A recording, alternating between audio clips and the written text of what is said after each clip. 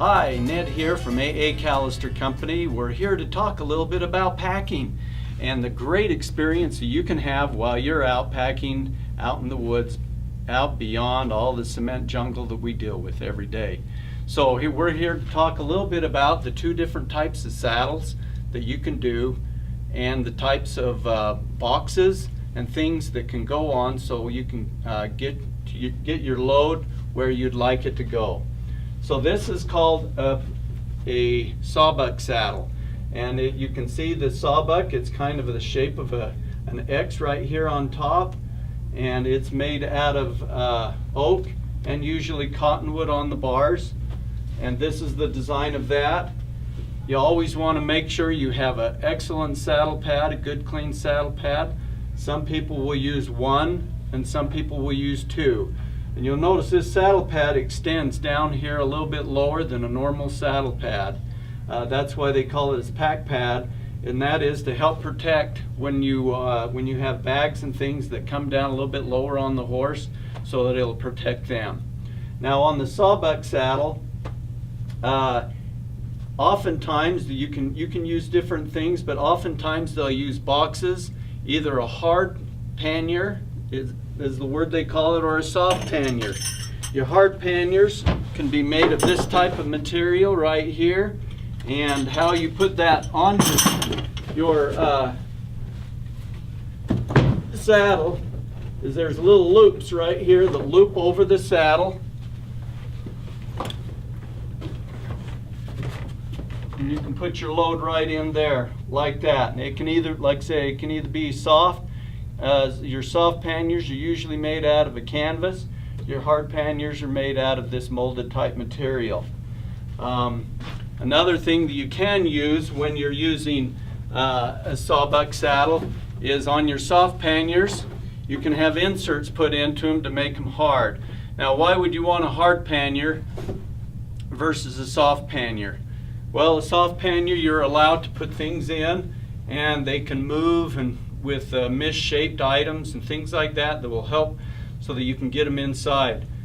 Your harder panniers, you don't have that flexibility, but you do have more protection, so you can put things in there that you may want to protect a little bit more. The things that may get broken or beat up or things of that nature are really good.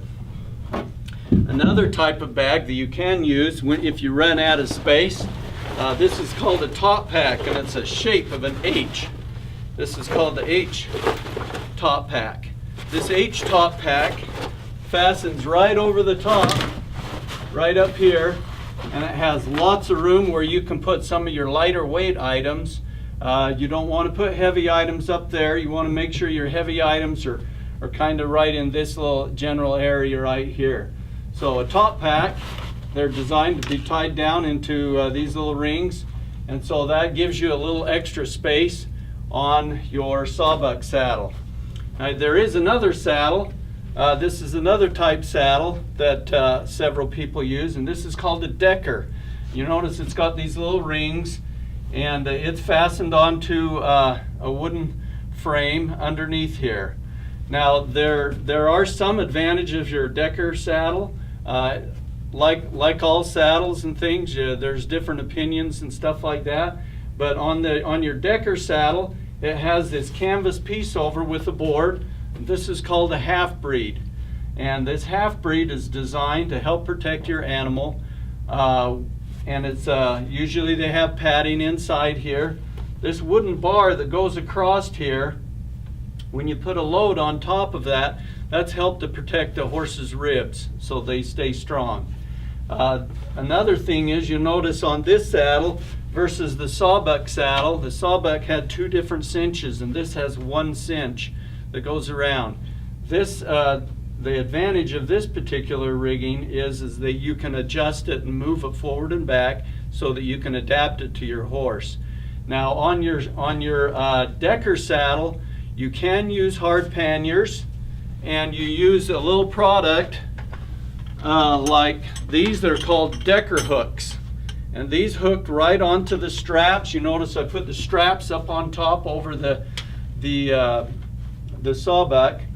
These can hook right in. They're bent really nice, so they are placed right in here so that they're easy on and off if you want to use a hard pannier on your decker saddle.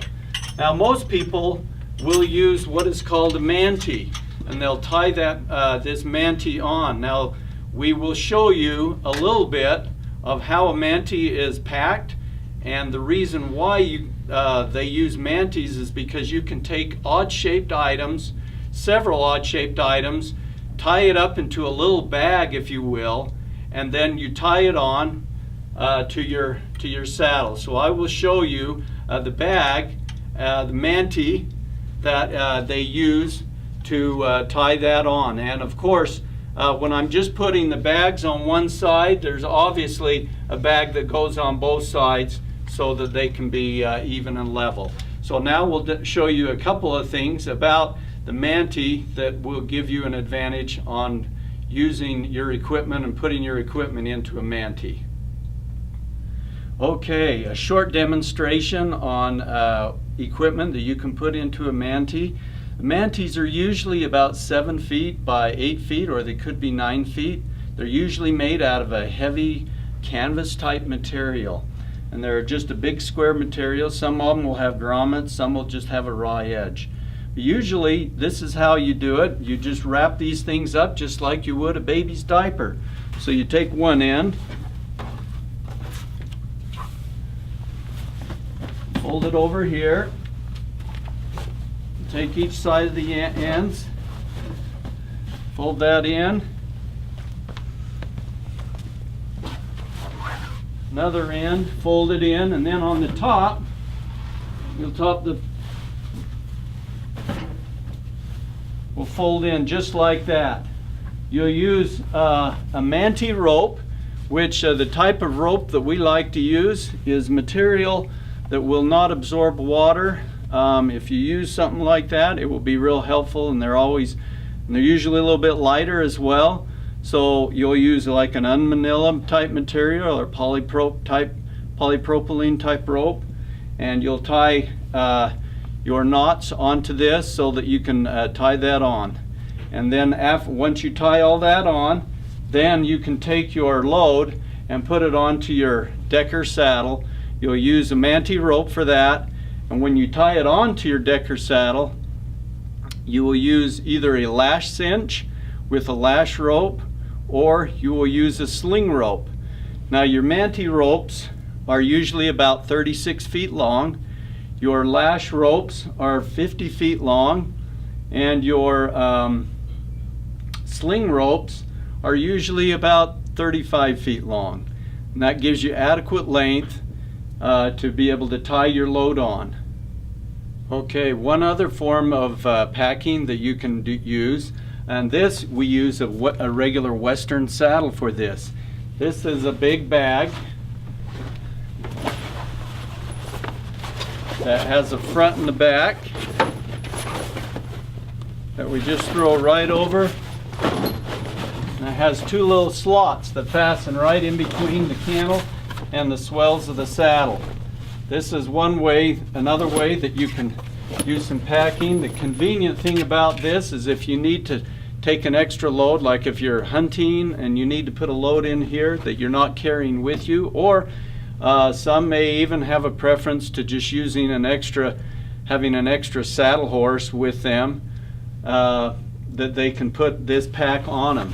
This pack can be used as a soft pannier, just as you see it right here, or you can use an insert like this that fits right inside there, and then it becomes a hard pannier that will help you with those items that you need to keep protected a little bit more.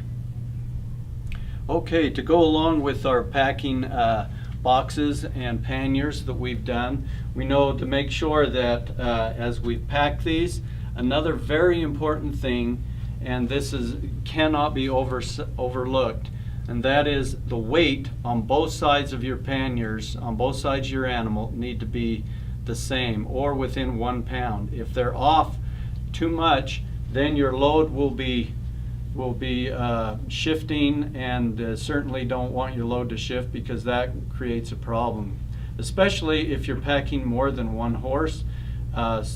I've heard that one pack animal will take care of 2 people, and so that kind of gives you a little gauge to go on that.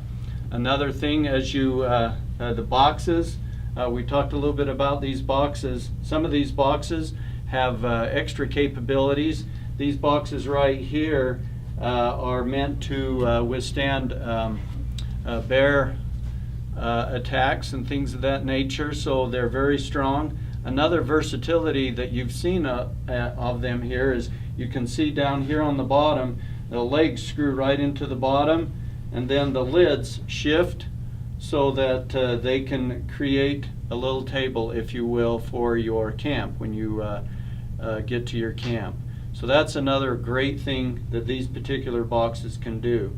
Now, as you put your load on, one thing you want to make sure of, that everything is protected.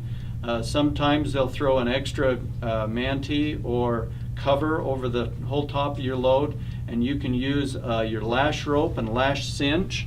The lash cinch is this right here, and that goes underneath your horse. It has a hook on one end and a ring on the other end.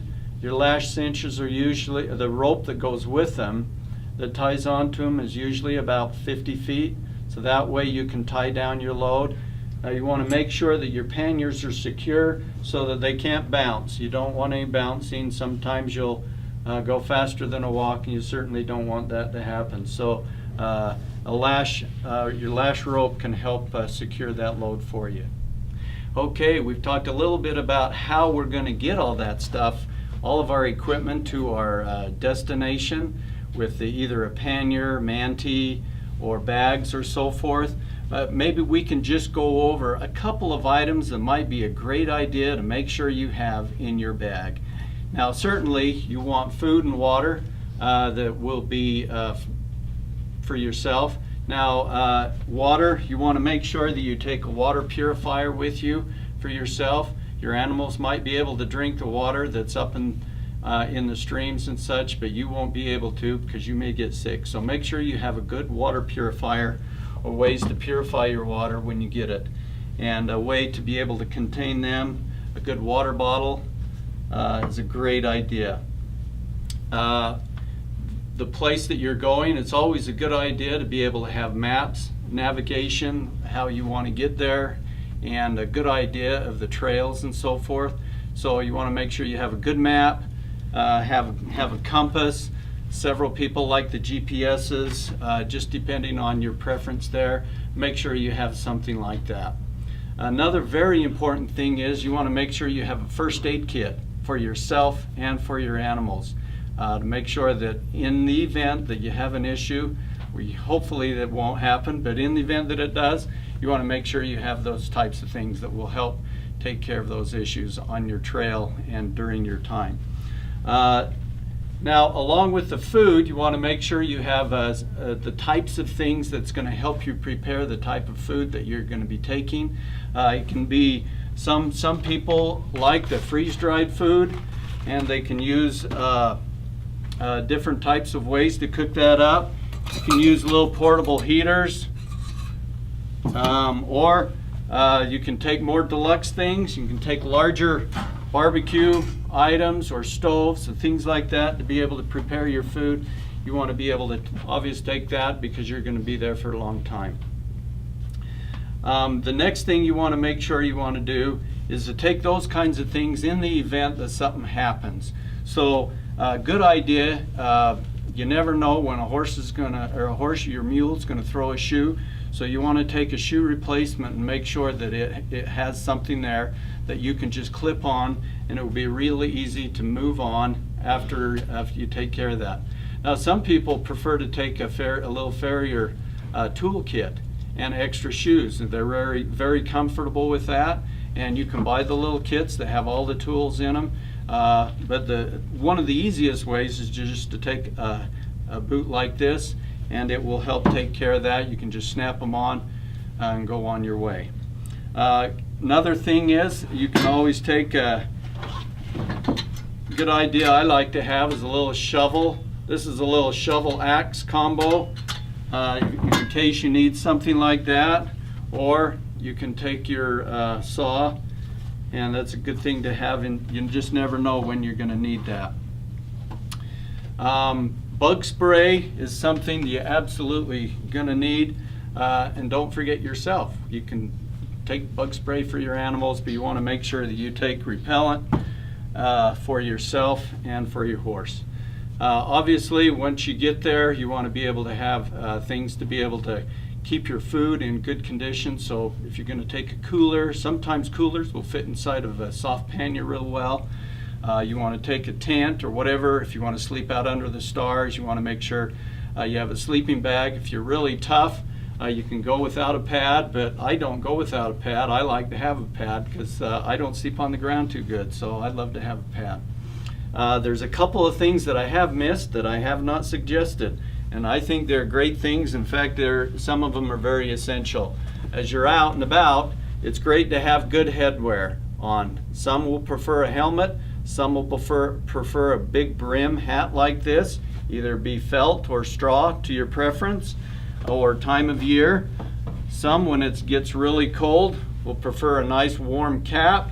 This one does have a ear flap that rolls down, so it'll cover your ears and such when on those cold times. Great to have good headgear. Another thing I like to make sure you recommend, I always take sunglasses with me. You never know when you're going to need them. So sunglasses keep your eyes protected. One thing that you never ever want to miss is you want to always have rain gear. You just never know when you're going to run into a rainstorm. So this here is called a duster. Some people like ponchos, but I like something that's large enough so when you're in the saddle that it covers you and it covers your saddle, and it can even cover part of your horse. I like this because I don't like riding in a wet saddle, so I prefer riding in a dry saddle. So something large that's going to protect you and your equipment is going to really work great. Hand gear, gloves are always a great thing to have in your bags. If you happen to be riding a really rough country and scrub oak or so forth, these shaps were really great. These shaps come in full length and they come in a partial length to your preference, but they're great for protecting your legs in those times where you might be going through some rough country and you don't want to tear up your clothing. Another important thing is to make sure that you have great footwear.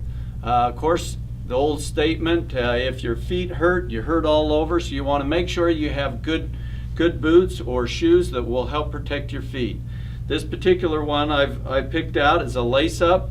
I kind of like the lace-up because you can snug them up or take them in as needed. But you want to make sure, whether it's a lace-up or a pull-on, that it is a shoe that is comfortable in the stirrup and comfortable when you're out walking around. Once we have headed down the trail and we're ready to stop and contain our horses, of course you want to make sure that they have plenty of feed, plenty of water before they're tied up for the evening. Make sure that's all taken care of. But once we have that done, then you want to make sure they're contained for the evening if you're not moving on. One way you can do that is by taking a large rope. This is 100 feet of rope, and they call this a highline rope. And they'll tie that between two trees.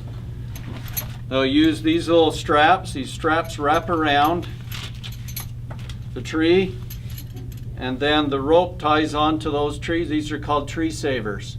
And they use these, the Forest Service wants these to use these because they do not want us to tie our horses right directly onto the trees. In between that rope, we can tie a knot so that the horse can stay in one spot, or we can use these highline hooks like this. This one has a swivel on it. They're a great little idea, and you don't have to tie a knot in your rope. This just loops around here so that you don't have to do that, and then you can tie your horse with his halter and lead up on the swivel. Make sure that you tie your horses a fair amount of distance, a comfortable distance apart, so they don't get connected up with each other or that they're bothering each other at night. Another form of containment you can use are hobbles. And one way you can use that is a one-legged hobble and tie it onto a long rope, which is you want to make sure that it's a very soft rope. Cotton is usually used, and that way you can tie into that and make sure they're not getting hurt, as minimal as possible if the cotton rope does happen to wrap around their leg. So you can use a long rope. Usually they'll use about 30 feet of cotton rope for that. Along with the single hobble, you can use a double hobble, or there are three-legged hobbles. And these are another form of containment that you can use to keep them around. Sometimes they'll use a bell on that group, and sometimes some horses will just stick around without any hobbles on it or not. But you'll want to use a hobble is another option. These hobbles come in different kinds of materials, and whatever is your preference there. I know for one reason, I will tell you a little bit of a personal story that I had with hobbles, is some horses will get used to these two-legged hobbles, and they can actually, if they're used to them real well, they'll get going at a pretty good clip and they can run away. In fact, we had to spend half of one day trying to find our horses, and you know, that was a fun experience, but we probably don't want to do that too often, because you want to be doing other things while you're up there enjoying your days out in the wilderness. So those are some things that you can use to contain your horses while you're in camp. Well, we appreciate all of you visiting us this day. Hopefully we've given you a couple of ideas that will help you on your trips into the backcountry. You can find most of these items on our website at callisters.com, and hope to see you on the trail. We'll see you then. Thanks. Bye.